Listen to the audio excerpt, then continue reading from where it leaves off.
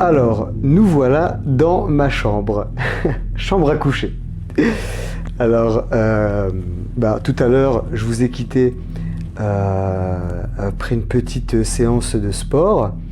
Voilà, il y a eu pas mal de petits trucs qui ont fait que j'ai dû un peu retarder la séance de méditation.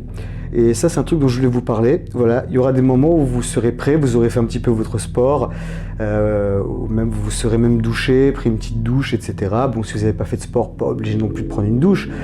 On peut faire la méditation sans forcément s'être douché, mais bon, c'est bien de se sentir bien dans son corps, dans sa peau, etc. J'y reviendrai dans un instant.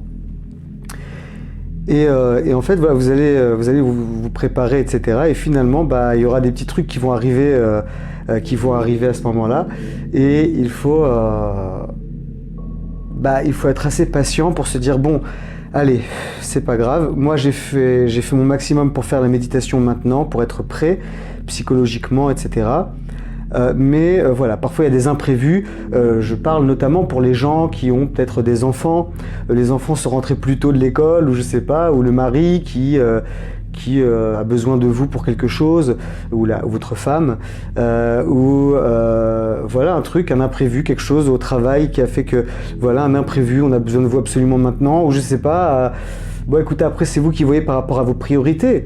Mais si par exemple c'est un appel hyper important, etc., et finalement vous êtes resté 1 heure au téléphone, etc., il faut après se remettre dans un état d'esprit très relax, très zen. Et parfois il faut vraiment, lorsque vous allez faire de la méditation, être sûr que vous allez être tranquille pendant au moins 1 heure, 1 heure et demie. Voilà, parce que c'est vraiment une vraie préparation, et d'autre part, il faut vraiment être sûr de ne pas être dérangé par rien du tout. Moi, en fait, là, pour les raisons de cette vidéo, je suis obligé donc d'être équipé de mon téléphone. Je l'ai mis sur mode avion. Voilà, j'ai déconnecté complètement la Wi-Fi, tout ça. Je ne veux pas qu'il y ait de perturbations autour de moi. On peut le faire dans le silence le plus total. Moi, j'aime bien utiliser une musique que j'ai trouvé sur internet d'un certain Mobile, je sais pas comment on dit. En tout cas, il est très célèbre, il fait des musiques, et en fait, voilà, ça, il l'a créé, il l'a composé pour sa propre méditation, et il l'a fait, il l'a rendu public, et il en a fait don au monde, en fait. Il l'a donné en fait au monde, au public. Ça veut dire que tout le monde peut l'utiliser, le télécharger, l'utiliser pour sa propre méditation, ou alors même à des buts, des fins commerciales, etc. Moi, par exemple, je suis en train de prendre cette musique et d'insérer des sons subliminaux à cette musique, en fait, en fait, ça réunit plein d'affirmations positives, d'attestations positives, etc. Et je les réunis donc dans une bande son, donc dans une musique. C'est vraiment une musique de plusieurs heures, hein, c'est très très long. Et j'insère plein d'affirmations positives sur le bien-être, sur que ce soit la santé, l'amour, la richesse, l'abondance, la réussite, les relations, l'amitié, voilà, à tous les niveaux. Voilà, je dis plein de phrases comme ça, avec plein d'intonations différentes et plein de tournures de phrases différentes qui créent une sorte de mélodie qu'on n'entend pas forcément, que l'oreille ne perçoit pas forcément, mais en tout cas, elle le perçoit assez pour transmettre ça au subconscient, donc à la partie inconsciente du cerveau, et finalement lui insuffler des phrases magnifiques, des phrases magiques, des phrases clés pour en fait réorienter un petit peu tout ça, reconstruire un peu, reconfigurer un peu tout ça. Et donc c'est très puissant parce que finalement vous vous rendez même pas compte des phrases qui sont dites à l'intérieur, et elles sont vraiment puissantes, et en fait elles sont combinées en fait à de la musique, donc vous percevez même pas ce qui est dit en fait, très légèrement. Mais le but ici justement c'est pas d'entendre, c'est justement d'être complètement se lâcher complètement avec la musique, et en fait voilà, tu as des messages subliminaux hyper puissants qui te rentrent dans la tête, c'est fantastique. Donc là je suis en train de mettre ça en place.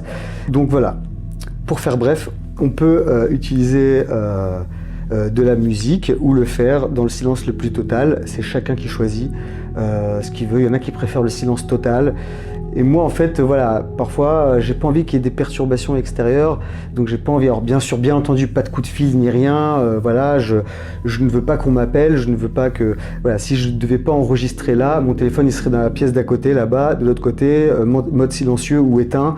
Voilà, pareil. Donc là, je vais mettre mon ordinateur pour mettre de la musique. Donc l'ordinateur, je vais le déconnecter d'internet, je vais utiliser le son en fait qui vient de fichiers qui sont déjà dans mon ordinateur, donc j'ai pas besoin d'internet ni rien. Et voilà, je vais me créer une petite ambiance comme ça, loin des ondes, loin des vibrations, loin des vibrations perturbatrices, on va dire, des choses qui vont peut-être me déranger dans mon voyage. Donc je veux vraiment être sûr d'avoir le temps de faire cela. Et comme j'ai dit, donc parfois il y a des petits imprévus. Moi, voilà, tout à l'heure il y a eu des petits soucis, il y a eu un petit peu de bruit au-dessus. Donc j'ai pas pu faire un enregistrement que je voulais faire. Et entre-temps, voilà, il y a eu des choses, voilà, il y a eu des petits soucis avec Internet, etc. Donc voilà, il y a plein de petits trucs qui font que parfois, bon bah, on est un peu bloqué dans ce qu'on voulait faire, mais c'est pas grave, c'est pas grave. Essayez, si vous le pouvez, vous remettre dans un état comme vous l'étiez. Essayez de bien respirer. On va essayer d'y arriver assez rapidement maintenant en fait. Durant cette séance, on va essayer d'arriver en fait à ce résultat au plus vite. Bien entendu, voilà, je ne sais pas combien de temps ça va durer, ça peut durer une demi-heure, ça peut durer une heure, ça peut durer, je ne sais pas, ça peut durer beaucoup moins, ça peut durer beaucoup plus longtemps. Il y en a qui méditent pendant des heures. Et moi, en fait, le truc, c'est que voilà, moi, je vous l'ai déjà dit, moi, je fais selon ce qui me fait du bien, ce dont j'ai besoin maintenant, là, tout de suite. Et là, si j'ai besoin de prendre 3 heures, je prendrai 3 heures, bien sûr. Je ferai en sorte que la vidéo soit plus courte pour que vous ne subissiez pas tout ce temps-là. Vous, après, c'est à vous, après, de faire votre voyage intérieur et de mettre ça en pratique. Voilà, là où vous voulez, comme vous voulez, si vous voulez.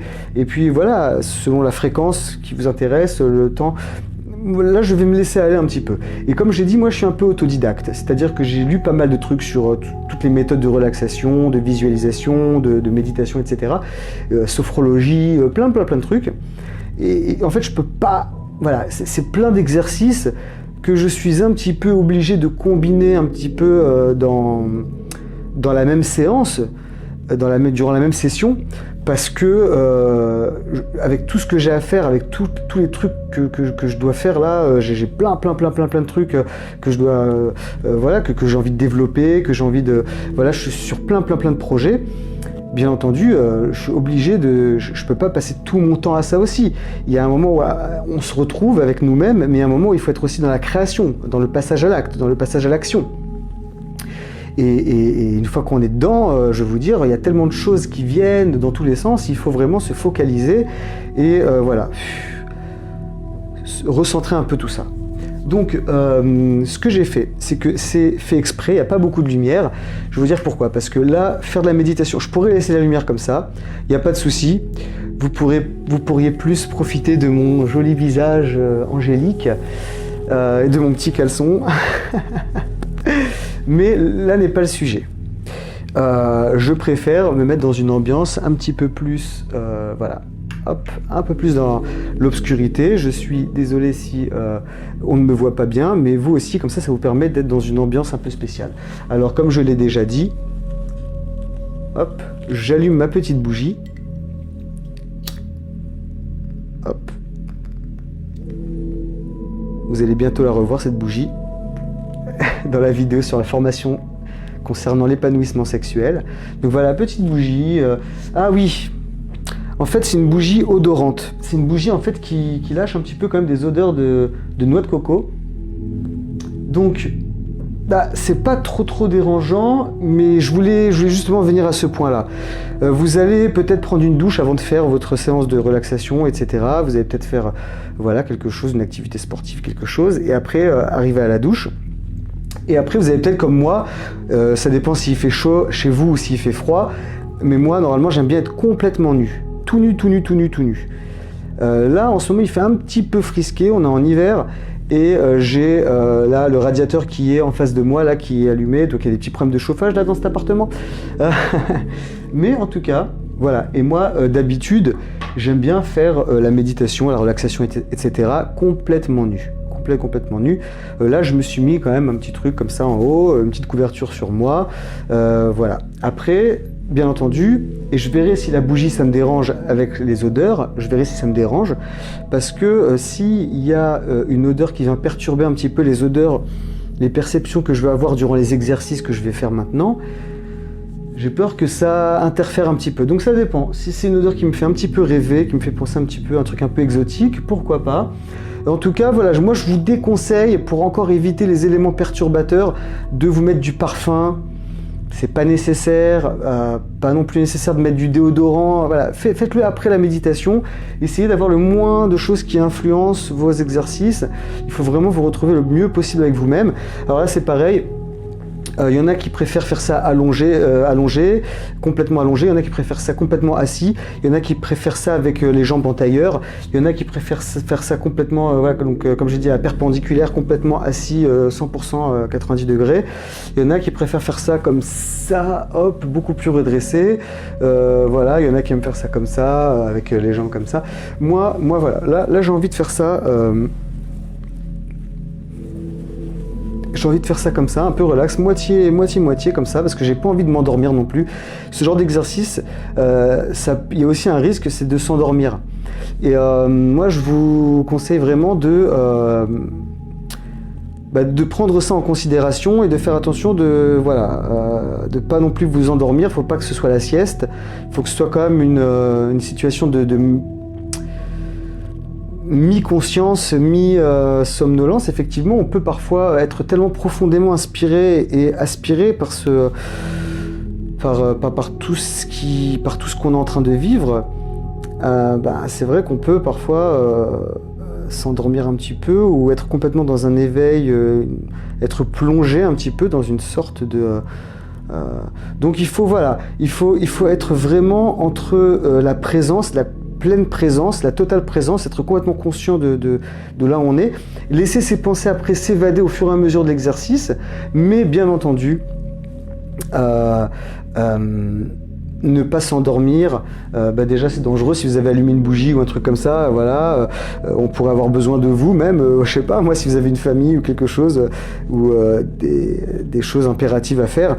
Donc voilà, bon, après vous pouvez, si vous voulez, si vous avez le temps de dormir après, vous pouvez très bien faire une petite sieste après. Vous pouvez faire une petite sieste après. Voilà, ça peut être faisable, mais bon, voilà, c'est vous qui voyez. Après, moi, j'aime bien aussi lire mes attestations positives, mes affirmations positives. Je ferai aussi une vidéo sur ça. Voilà, je le ferai aussi dans une autre vidéo pour vous montrer un petit peu de quoi il s'agit. Et puis voilà, moi, alors, bien sûr, pour les raisons de la vidéo, je veux quand même qu'on puisse me voir un petit peu, donc j'éteins pas complètement la lumière, parce que, à contrario, comme tout à l'heure je vous ai montré avec la lumière, avec la pleine lumière, si là j'éteins tout, vous me verrez plus du tout, et là il n'y a plus aucun intérêt à vous montrer ça de manière filmée, autant mettre une image et vous mettre une audio, donc voilà, il faut quand même que vous puissiez me voir un petit peu, donc là je pense que c'est un bon compromis, ça se passe plutôt pas mal. Donc c'est vous qui vous sentez là, voilà, faut que vous vous sentiez bien avec vous-même, bien dans votre peau. Il va bien falloir respirer. Alors bien entendu, hop, toujours petite préparation, il faut toujours être préparé. On est parti au cabinet, on a fait son petit popo, son petit caca, son petit pipi. Voilà, hop, on est complètement déconnecté de tout. Et on se fait accompagner de l'ingrédient magique qui se combine parfaitement avec les méthodes de respiration et avec une alimentation saine. Je veux dire, bien entendu, l'eau.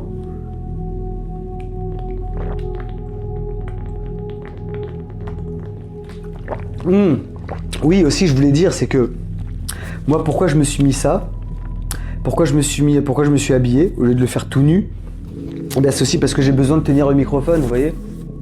Voilà, je suis sur fond noir et j'ai fait exprès de choisir un t-shirt noir. Voilà, donc hop, le microphone il est caché ici, voilà, il y a le fil du microphone là. Puis voilà. On se met dans le meilleur... Oui, là on n'est pas d'information. Il y a un temps pour tout, un temps pour rigoler, un temps pour travailler, un temps pour pleurer, un temps pour lire, un temps pour écrire, un temps pour créer, un temps pour pour construire, pour déconstruire, voilà, pour discuter, et un temps pour les amis, un temps pour le sexe, un temps pour l'amour, un temps pour la musique, un temps pour tout. Il y a un temps pour les pensées, pour la réflexion, pour tout ça. Là, on est complètement dans, d'une part, qu'est-ce que je suis? Qu'est-ce que je suis? Qui suis-je? Qu'est-ce que je suis? Voilà. Deuxièmement, qu'est-ce qui m'anime? Qu'est-ce qui me fait vivre? Qu'est-ce qui me passionne? Qu'est-ce que j'aime? Qu'est-ce que j'aime faire? Ok? Ensuite, il y a le fait de traverser tous les freins psychologiques qui peuvent nous empêcher d'atteindre ce que l'on veut atteindre. Et ces freins psychologiques, en fait, c'est tout plein de questionnements sur en fait, pourquoi je fais ça? Pourquoi ça ne marche pas? Pourquoi je n'arrive pas à atteindre tels objectifs? Pourquoi je n'arrive pas à avancer dans la vie? Pourquoi? Et là, on arrive à franchir tous les freins psychologiques. Mais là viennent tous les obstacles. Ce que j'appelle les blocages techniques, c'est-à-dire qui apparemment ne sont complètement pas du tout liés à ce qui concerne mon monde intérieur. C'est en fait tous les obstacles extérieurs qui me font barrage, qui m'empêchent d'avancer. Et en fait, comment je fais pour les franchir? Eh bien, il y a plein de solutions. Et là, on est dans le comment. On est dans le comment. Comment je vais réussir à faire tout ça? Comment? Comment je vais faire? Eh bien, en fait, on se rend compte finalement que ce comment, on arrive à le comprendre et à trouver la solution grâce à toutes les étapes précédentes que je viens d'évoquer. Après cela, il y a en fait, il y a le passage à l'action. Le passage à l'action, parce qu'il faut toujours être en mouvement. Le monde est en mouvement, l'univers est en mouvement, l'énergie est constamment en mouvement. Il faut être en mouvement, il faut passer à l'action pour que tout ce qu'on vient de dire puisse prendre forme. Et il faut absolument, pour cela, être assez fort et assez motivé, et c'est pour ça qu'il faut absolument être passé par les étapes précédentes. Et là, je peux vous dire que le passage à l'action, je crois que c'est l'étape la plus difficile qui existe. En fait, non, toutes les étapes sont à égalité, en fait, j'ai l'impression. Mais en tout cas, c'est très très très important de passer à l'action et de faire tout ce qui est dans notre pouvoir, vraiment en profondeur dans nos ressources intérieures, vraiment réunir tout ce qu'on a pour passer à l'action. Et là, on en arrive à la 6e étape. C'est quoi la 6e étape? Eh ben, c'est la persévérance. Parce que je peux vous dire que... Oh là là là là, je sais pas pour vous, mais moi... Je m'en suis ramassé des gamelles. J'ai trébuché. Ouh là là, je suis tombé. Ouh là là, j'ai échoué. J'ai failli... J'ai baissé les bras plusieurs fois. J'ai complètement désespéré, j'ai été en dépression, j'ai été très malheureux, très malheureux. Et en fait, tout ça là, tout ce que je viens de dire, ça m'a complètement libéré. Alors bien sûr, j'ai encore plein de chemins à parcourir, ouh là là là là là là là là, ouh là là, il y a encore beaucoup de chemins à parcourir avant d'atteindre le summum de la sérénité, de la paix intérieure et du bien-être parfait, total de la vie idéale. Bien entendu, j'ai encore beaucoup de chemin à faire, mais moi en tout cas ça m'a beaucoup libéré. Et en fait, la 7e étape, c'est bien sûr Le bonheur, l'épanouissement, l'accomplissement. Mais est-ce que le bonheur fait partie des choses qu'on peut atteindre, qu'on doit atteindre, qui existent vraiment? Est-ce que c'est un but à atteindre, le bonheur? Est-ce que c'est juste un cheminement à parcourir? Est-ce que l'épanouissement, le bien-être, c'est quelque chose qu'on peut avoir toute notre vie, grâce à des habitudes que l'on prend? Ou est-ce que c'est un travail sur nous-mêmes constamment, chaque instant, chaque jour, chaque minute, chaque seconde? Est-ce que la spiritualité, c'est une recherche, ou est-ce que c'est des réponses? Est-ce que c'est chercher des réponses, ou est-ce que c'est se poser de bonnes questions? Voilà, c'est plein de trucs comme ça, quoi. Est-ce que la liberté totale, est-ce que c'est possible? Est-ce que c'est accessible?